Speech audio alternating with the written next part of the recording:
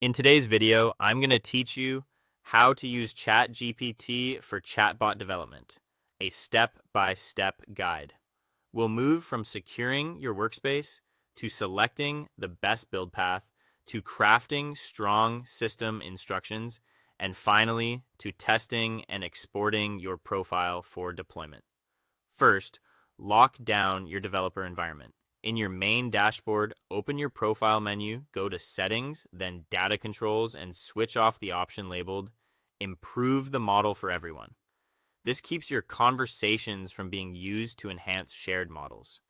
If you're building on the developer backend, your workspace data is secure by default, but still follow best practices.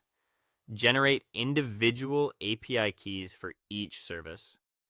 Never paste raw tokens into public chats or code samples. And store secrets using environment variables or a secure vault. Treat webhook paths and backend URLs like production credentials. Next, choose your deployment path. If you want a fast, no-code build for internal use, open Explore GPTs, select Create, then use the builder to set instructions and upload knowledge files. If you're embedding in a site or app, head to the developer dashboard and use the Assistance API. This container lets you wire in real-time search grounding, file search with vector databases, and safe code execution, so your bot can reason with your data and tools reliably. Now design your system prompt blueprint. Skip vague roles like act as a customer service bot. Instead, compose a clear multi-line instruction by holding Shift plus Enter. For example, act as an elite full-stack developer, conversation designer, and prompt engineer. I want to build a highly responsive automated chatbot for your niche. Before you write any system files, ask me 3 targeted questions about tone boundaries, external API data feeds, and user containment goals. Then answer those alignment questions one by one to calibrate behavior. When the AI gathers your parameters, open a structured workspace for clarity. Type saw canvas construct a formal system prompt instruction profile based on our data.